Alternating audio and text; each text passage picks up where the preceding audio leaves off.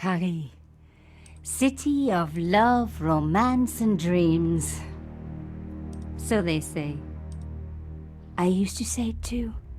But ever since that day, the day of the murder, I've always associated my beloved Paris with death.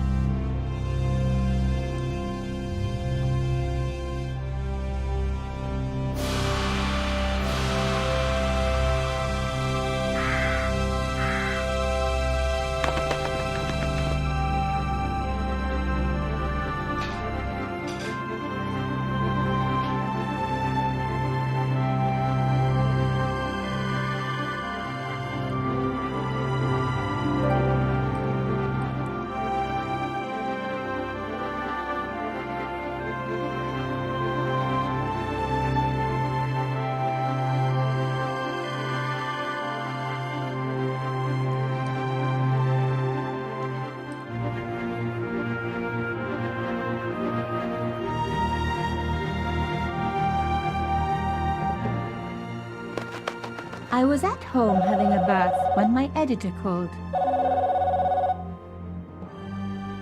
Collard, get your ass over to the Palais Royal now. You got an interview. With Pierre Carchon. Yes, the Pierre Carchon.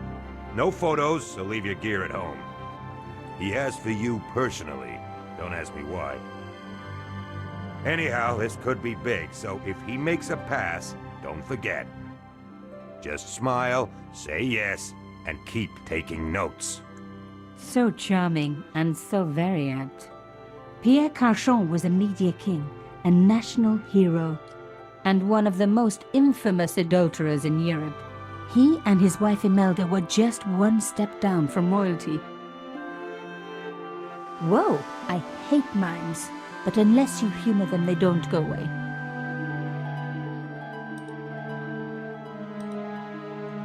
Here I was, the palace of the Media King and the Ice Queen. I pressed the doorbell and set in motion a chain of events which would change my life forever. Yes? What is it? Madame, my name is Nico Collard. I'm here to see Monsieur Carchon. Come up, we're on the first floor.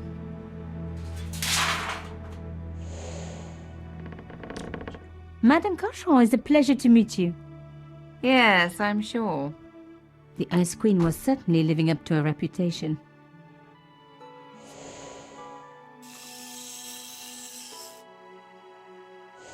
Will you be staying for the interview? Mademoiselle, I know little of my husband's business affairs, and I care even less. I certainly have no intention of watching him pore over yet another pretty little journalist. Pretty? You're too kind, madame. Ah, the talented and very beautiful Mademoiselle Collard. Such a pleasure to meet you at last. Monsieur Carchon, I am honored. Oh, I'm sure you are. Call me Pierre, please. But I do not flatter you idly. I was a friend of your father. He was a great man. My father? He never mentioned. He and I were very close. And then his death. So tragic. I must... Imelda, your damned cat's in my study again. Another Ming vase, I suppose. Excuse me for one moment, my dear girl. You journalists are getting younger each year. Perhaps it's the rest of the world getting older, madame. That was no cat. My God, what? Monsieur Carchon!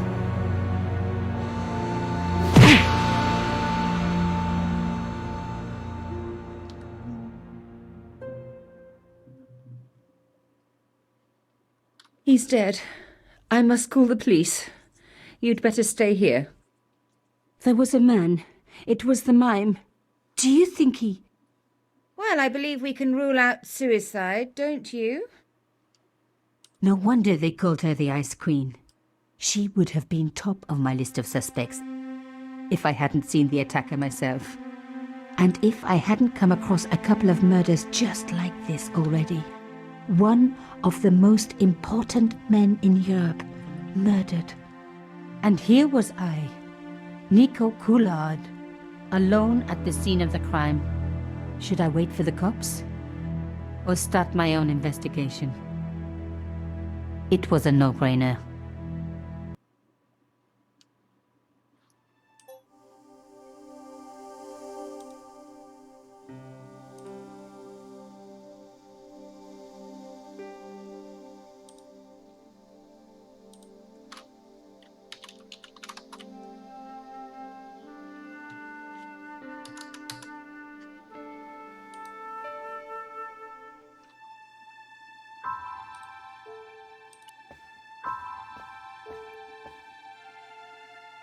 Mimes and guns don't usually go together, but I had an idea that this was no ordinary mime. I'd come across this murderer before and written about him. The costume killer, at least that's what I'd called him. Some people hate searching corpses for clues. Me, I'm okay with it. Reminds me of an old boyfriend. Carchon had been shot. In his pocket, I found a ticket stamped Bateau de la Conciergerie. Taking the ticket meant I tampered with the evidence. There was no going back now. Carchon had been shot. I closed his eyes. It was the least I could do for the poor fellow. It was one of my hair clips. My favorite, in fact. It must have fallen when I was knocked down. Carchon had been shot. I opened his eyes. Best to leave the crime scene as I found it.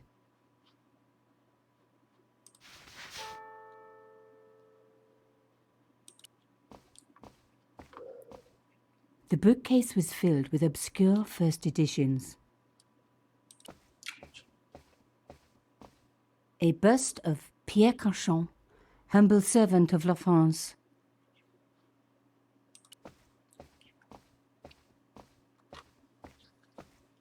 Pierre Carchon again. His eyes seemed to follow me around the room.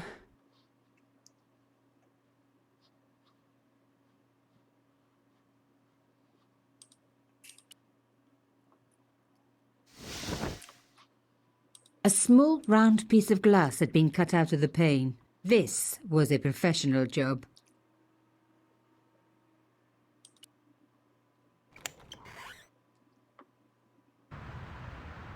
The killer must have used a ladder to reach the window. He was long gone. Guess he folded that ladder up, popped it in his pocket and took it with him.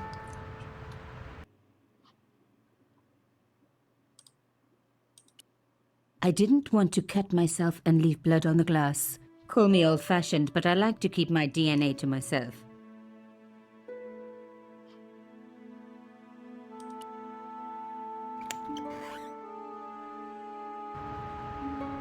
The killer must have...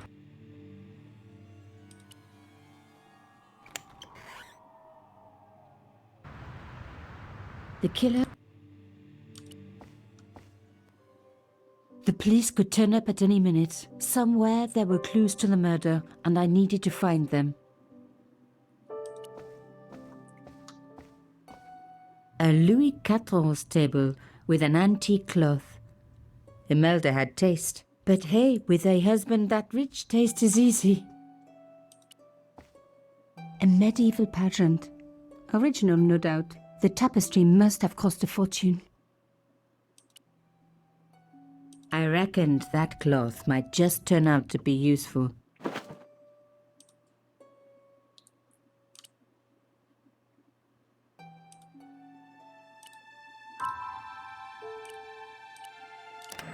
Aha!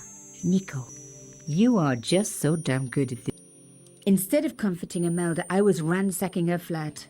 Why? Because there was something going on here, and I had to get answers before the cops arrived. And hey, she'd been rude to me, so she had it coming.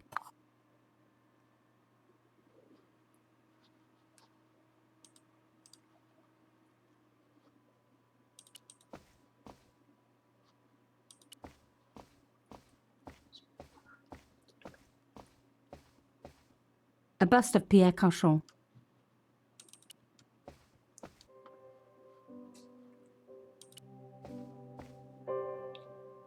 The door was locked. A modern key on an antique door. It wasn't going to work.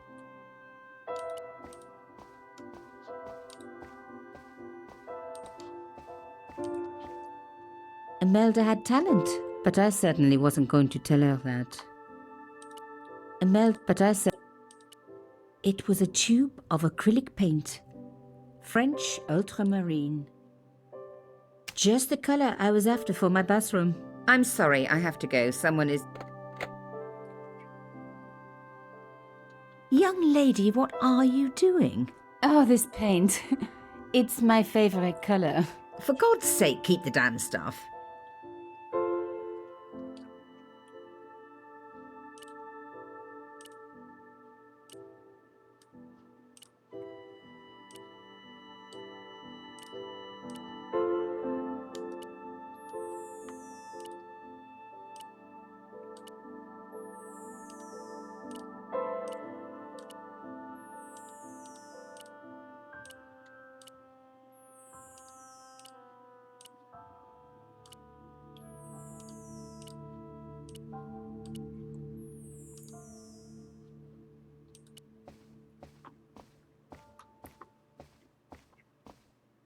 Excuse me, madame.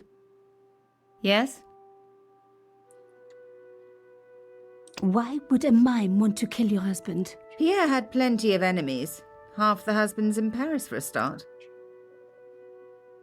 How did your husband know my father? I have no idea. You didn't know him? Thierry Collard? Pierre knew a lot of people I didn't know, most of them women. I am so sorry for your loss, madame. No, you're not. You're a journalist. Journalists don't feel sorry. Not true. We shall see. Why did your husband send for me? What did he want to discuss? I have no idea. His business was his business. He never told you anything. No, and frankly, I preferred it that way. This is quite a scoop for you. I suppose you're already inventing the headlines. Just because I am a journalist. Don't patronize me. You're all cut from the same cloth. Do you have any moral sense at all?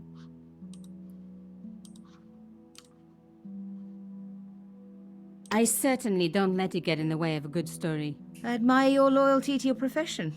The police will be here soon, madame. Is there anybody you would like me to contact? Family, friends? No, I have no family. Pierre and I were... He was all I had, really. Not much, was it? The dutiful wife. That was my role. He never talked, never let me in. I know one thing, madame. What? If you want to find out who killed your husband, then you let me do the job, not the police. Why? How do I know I can trust you? Your husband invited me here today because he needed me. I think he knew somebody wanted to kill him, and he knew I could help. I doubt it was your database he was after. You're wrong. I was onto his killers already, I am sure of it. Please, you owe it to him. I don't know. All I need is a few more minutes to look around before the police come. I think perhaps you do have a moral sense. Of sorts. You're not a very good liar, Nico Collard. And perhaps Pierre really did think that you could help. Of course it wouldn't have stopped him seducing you too. Here, take this. It's the key to the drawing room next to the library at the end of the hall. It was Pierre's room. I rarely went in there. I couldn't. I was too scared of what I might find. Thank you. I promise you won't regret this.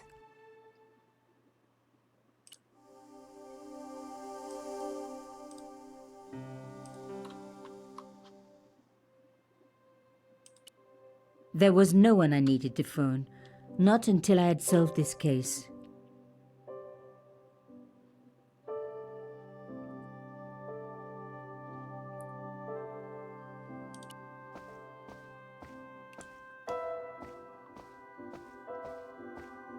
The tapestry must have cost a fortune.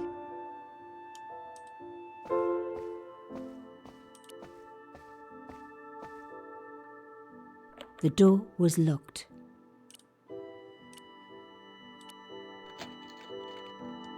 Now we were getting somewhere.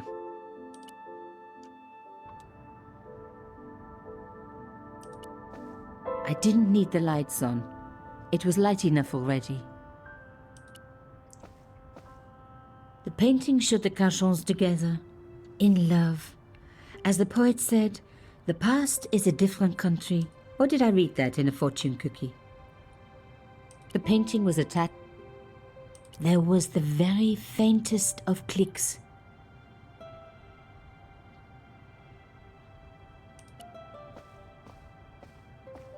This wasn't the time for me to lie on the sofa doing my Marie Antoinette impression, though it is very popular at parties, especially with gay guys. Don't ask me why.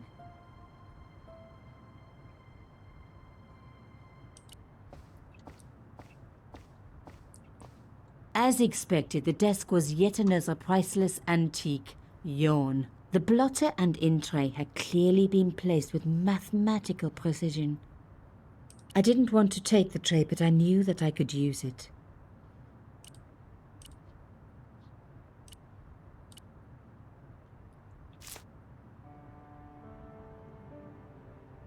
I'd spread blue paint over the bottom of the tray.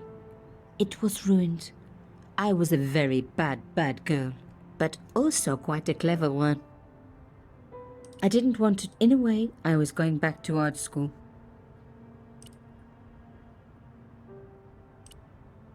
No. No. I didn't need a sheet of blotting paper. Not while it was blank.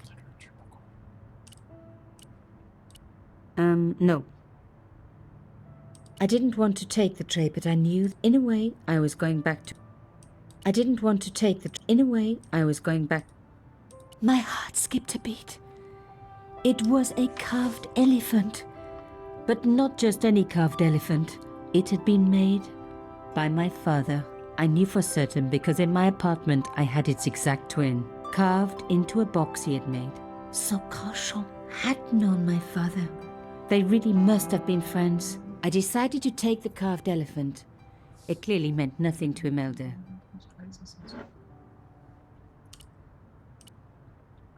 No.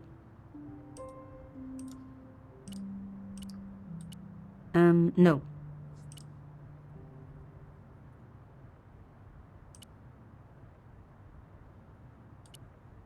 No.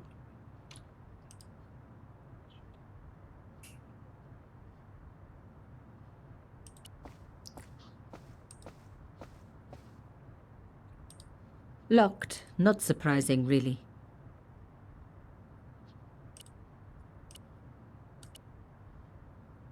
It didn't work, but I guess it would have been surprising if it had.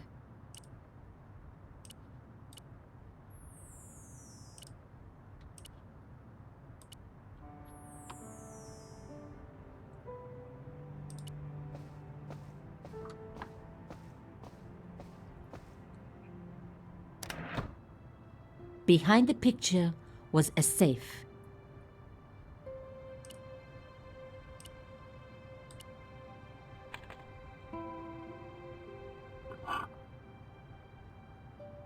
In the safe was some kind of artifact. There were strange symbols on its surface. It looked like the printer's blocks I'd made at art school. If there was one thing I'd learned about symbols, they are always important. But these symbols scratched into stone were impossible to read. I needed to find a way of printing them. At least the stone was round. But what could I use for ink? And what could I print on? Sure, I was stealing, but I knew Imelda didn't know about the artifact, and Cachon was past caring.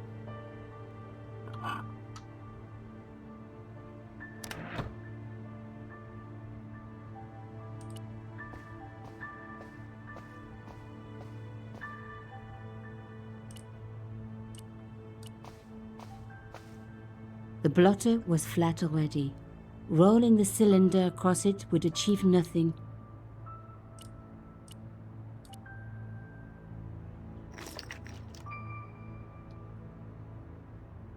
I rolled the artifact in the paint until it was completely coated.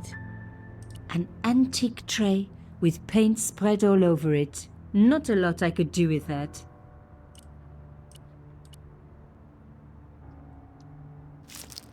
Genius! The roller and the paint worked just as I planned. But what did it say? It was some kind of coded message. It read, "Sub judice." I may not have learned a lot as a journalist, but that was a term I knew well. It means a legal case that is before the courts. Below it was a sequence of letters that made no sense. I suddenly realized there was a connection between the boat ticket and the coded message. The boat ticket was stamped Bateau de la Conciergerie. The Conciergerie on the Ile de la Cité, by the river, housed the ancient law courts. So, sub judice could in this case mean literally under the law courts, below the Conciergerie. I was pretty sure I'd found all I could here. And besides, all this opulence was making me pine for my regular life of poverty. This was a huge story. It was also one heck of a puzzle with a lot of pieces missing. But I was going to crack it. And if I could just remember the name of that fancy prize you get for being an ace journalist, I was definitely going to win it this time.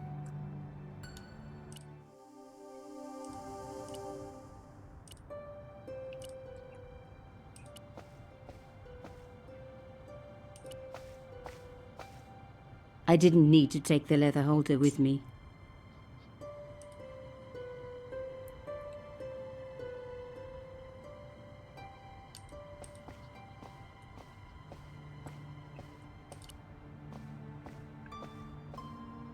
This wasn't the time for me to lie on the sofa doing my Marie Antoinette impression, though it is very popular at parties, especially with gay guys. Don't that?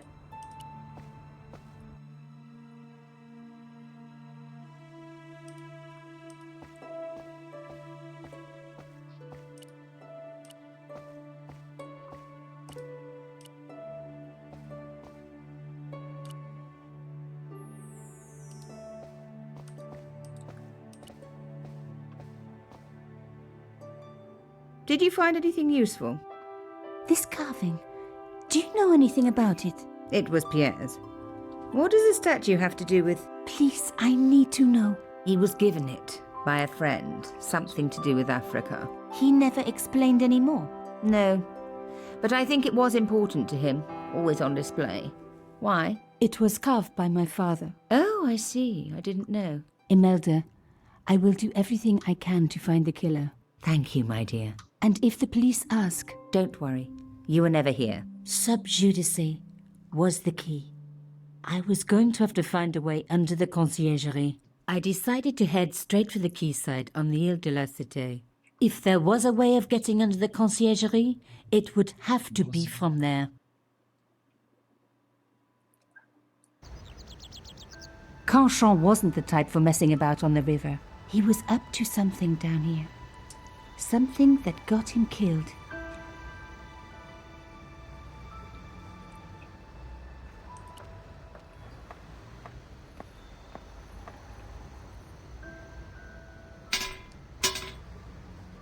The fence wouldn't move.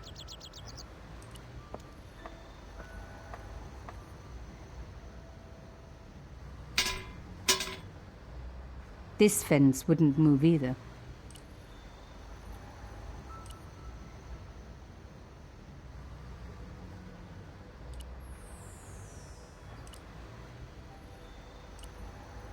No.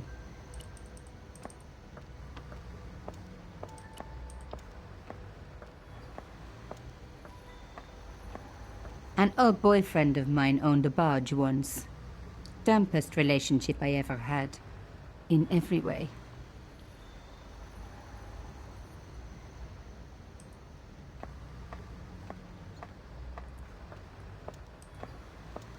I wasn't leaving yet. I had a hunch there was more to find.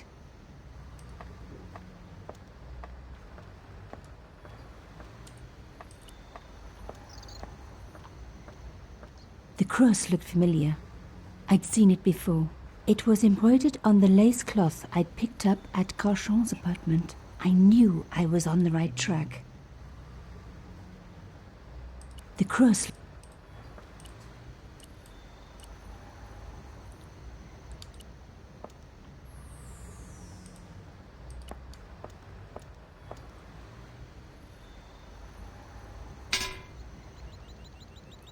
I tried pushing the fence, but it wouldn't move. A strange pair of locks stopped the latches from releasing the gate.